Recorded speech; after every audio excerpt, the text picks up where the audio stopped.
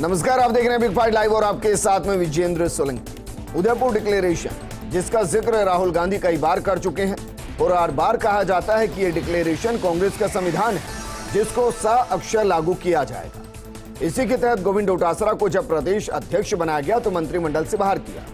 यहां तक कि जब मुख्यमंत्री गहलोत को अध्यक्ष के नामांकन के लिए कहा जा रहा था तब नामांकन से पहले उनको इस्तीफे के लिए भी कहा जा रहा था। यानी एक व्यक्ति एक पद के सिद्धांत को गंभीरता से लागू करने की कोशिश की जा रही थी। अब जब मल्लिकार्जुन खड़गे को अध्यक्ष बनाया गया तो ना तो उनको तब कहा गया कि आप राज्यसभा में नेता प्रतिपक्ष के पद से इस्तीफा दीजिए और ना ही उनके अध्यक्ष बनने के आज की तारीख में 42 दिन हो चुके हैं उनका इस्तीफा मांगा गया। तो सवाल यह है कि क्या कांग्रेस के अंदर नियम भी नेता के मुताबिक तय होंगे या फिर गांधी परिवार के हिसाब से होंगे? जिसको हटाना होगा उस पर नियम लागू होगा, जिसको बचाना होगा उस पर नियम लागू नहीं होगा। क्या यह कांग्रेस के अंदर की वो भूल भुलैया है जिसको कांग्रेस सुलझा नहीं पा रही? और जरा सोचिए, जिनके अध्यक्ष ही उस डिक्लेरेशन के मुख्य बिंदु को पालन नहीं करा पा रहे और खुद पर एग्जीक्यूट नहीं कर रहे, कार्यकर्ताओं तक संदेश क्या जाएगा? यह सिद्धांत की एक ऐसी भूल भुलैया जिसमें कांग्रेस के नेता कार्यकर्ता सब फंसे हुए हैं। आज बात इस मुद्दे पर कि क्या इस भूल भुलैया का कोई रास्ता निकल पाए।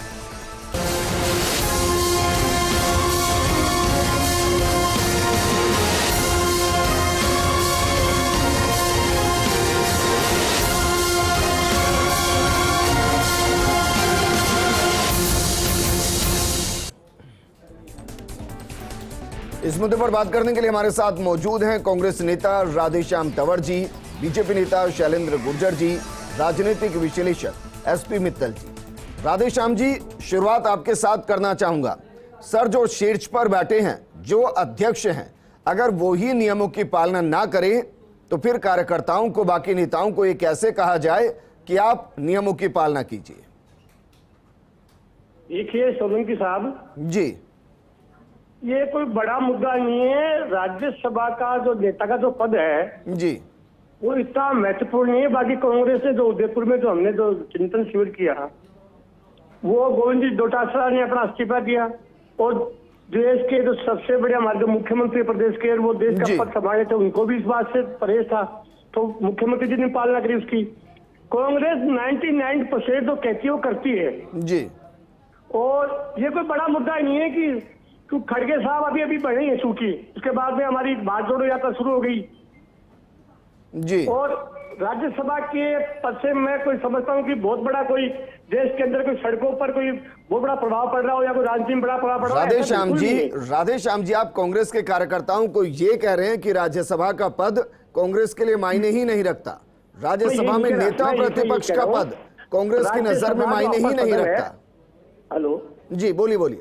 राज्यसभा जो अपर सदन है जी, क्योंकि खड़गे साहब का अभी निर्वाचन भी हुआ है, निर्वाचित है। पहली बात तो इस बात को आपको धन्यवाद देने से, कांग्रेस को इस देश के अंदर पहली पार्टी है जो डेमोक्रेसी के तहत चुनाव करवाए। 9000 वोट का पड़े कांग्रेस के अंदर और विधिवत उनका चुनाव हुआ। सर, इसका धन्यवाद कांग्रेस के कार्यकर्ता देंगे। एसपी मित्तल साहब हमारे साथ बने हुए हैं। एसपी मित्तल साहब, क्या वाकई में आपको लग रहा है कि इस तरफ आलाकमान का ध्यान गया ही नहीं, या उनको लग रहा है कि कोई बात नहीं, हमारे ही बनाए नियम है, हम अपने हिसाब से तोड़ भी लेंगे, किसी पर लागू भी कर देंगे तो किसी को छोड़ भी देंगे?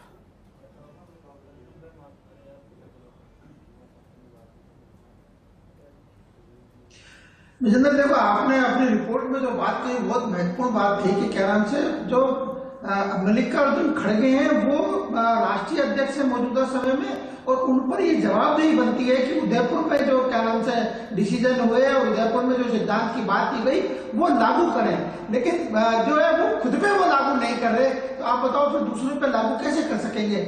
जहां तक गांधी परिवार और क्या नाम से मल्लिकार्जुन खड़गे का सवाल है, तो मैं थोड़ा सा आपको बैक में ले जाना चाहता हूं कि पहले वो लोकसभा में क्या नाम से प्रतिपक्ष के नेता थे, यानी वो लोकसभा में कांग्रेस संसदीय दल के नेता थे। लेकिन पिछला चुनाव चूंकि वो हार गए तो उनको फिर उनको उनके पद को बनाए रखना था, उनके महत्व को क्या नाम से राजनीति में बनाए रखना था।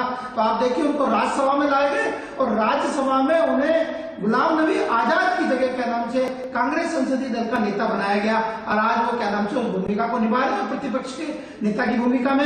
हम समझते हैं इस बात को अच्छी तरह कि जो प्रतिपक्ष का नेता होता है, चाहे वो लोकसभा में हो चाहे वो राज्यसभा में हो, वो कैबिनेट मिनिस्टर की सुविधा लेता है। तो जो बात जो है वो ये भी है कि आप उनको क्या नाम से सारी सुविधाएं उपलब्ध करवाना चाहते हैं, और इसीलिए अब क्या नाम से जब बात ये आई है कि एक लेकिन सर किसी राष्ट्रीय पार्टी का अध्यक्ष भी कम दर्जा नहीं होता है, तो सवाल होता है कि फिर आपने अशोक गहलोत को उनको भी बहुत सी सुविधाएं मिलती हैं, लेकिन क्या यहाँ ये माना जाए कि कुर्सी से मोह छूट नहीं रहा? नामांकन करने से पहले इस्तीफा दें और एक व्यक्ति एक पद का इस्तेमाल करें। इसके साथ ही मैं एक बात और कहना चाहता हूँ कि अशोक गहलोत साहब इसमें कोई दो राय नहीं है कि बराबर इस सिद्धांत का पालन करते रहे। आपने देखा हो कि राजस्थान के 3 विधायक मंत्री थे, डोटासरा साहब जब उनको प्रदेश अध्यक्ष बनाया, और रघु शर्मा और हरीश चौधरी।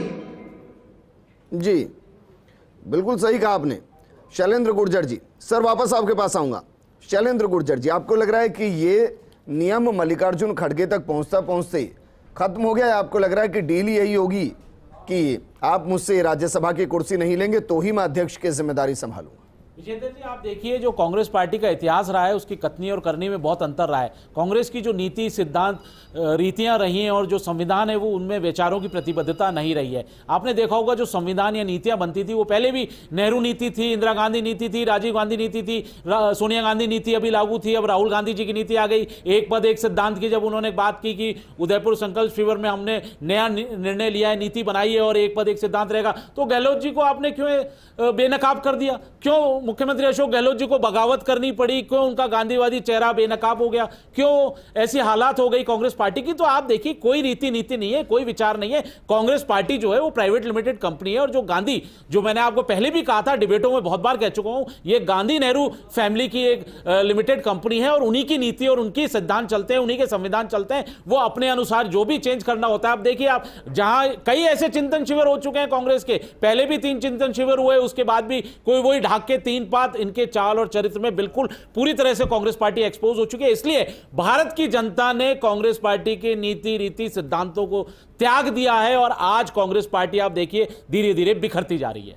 ठीक है एसपी मित्तल साहब, सर मेरा सवाल यह था कि ऐसा तो हो नहीं सकता कि मल्लिकार्जुन खड़गे को यह याद ना हो कि एक व्यक्ति एक पद का सिद्धांत है। मैं ये भी नहीं मान सकता कि राहुल गांधी की नजर में ये चीजें नहीं होंगी।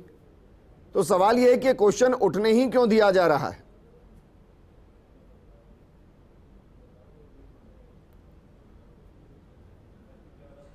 विजेंद्र, मेरा ऐसा मानना है कि भले ही चाहे कांग्रेस के राष्ट्रीय अध्यक्ष मल्लिकार्जुन खड़गे बन गए हों, लेकिन जो कांग्रेस के अंदर जो महत्वपूर्ण डिसीजन लिए जाते हैं वो अभी भी क्या नाम से गांधी परिवार के द्वारा लिए जाते हैं। अभी मैं आपको बहुत लेटेस्ट इतना का उदाहरण इसका देना चाहता हूं। 1 मिनट एसपी मित्तल साहब, आप ये कह रहे हैं कि वो खुद को अध्यक्ष मानते ही नहीं, अभी भी राज्यसभा में खुद को नेता प्रतिपक्षी मानते हैं, इसलिए उनको लग ही नहीं रहा कि वो 2 पद पर हैं।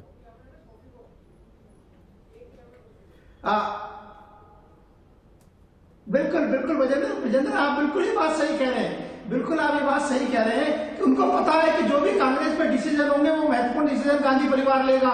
वो तो क्या नाम से ये कहा जा सकता है, उन्होंने खुद भी उन्होंने अपने आप को ध्यान हो तो चुनाव के दौरान ये कहा भी था कि मुझे तो बलि का बकरा बनाया जा रहा है। तो वो बलि का बकरा नहीं बने और उनके पास जो प्रतिपक्ष का जो नेता का पद है वो बरकरार रहा है। मुझे लगता है कि जब उन्होंने नामांकन दाखिल किया होगा तब इस शर्त को लगाया होगा कि क्या नाम से उनका जो प्रतिपक्ष का नेता का पद है वो वापस नहीं होगा। मैं विजेंद्र 1 सेकंड आपका लेना चाहता हूँ। मैं बताना चाहता हूँ कि आखिर में इसमें गांधी परिवार की कितनी महत्वपूर्ण भूमिका है। अजय माकन साहब को जब राजस्थान का प्रभारी बनाया गया था तब उनको रातों रात राष्ट्रीय महासचिव का पद बनाया गया, लेकिन रघु शर्मा और हरीश चौधरी को जब पंजाब और क्या नाम से गुजरात का प्रभारी बनाया गया, आज तक भी आप देख लो उनको कोई राष्ट्रीय संगठन पे कोई पद नहीं मिला। ठीक है एसपी मित्तल साहब, शुक्रिया हमारे साथ जुड़ने के लिए। शैलेंद्र गुर्जर जी, आपका भी शुक्रिया हमारे साथ जुड़ने के लिए। वैसे कांग्रेस का आंतरिक मामला है, लेकिन कोई सियासी पार्टी जब पब्लिक डोमेन में कोई घोषणा करती है तो उसका लागू होना उतना ही जरूरी, क्योंकि उसके लागू होने से विश्वास पैदा होता है उनके कार्यकर्ताओं में भी और जनता में भी। नमस्कार।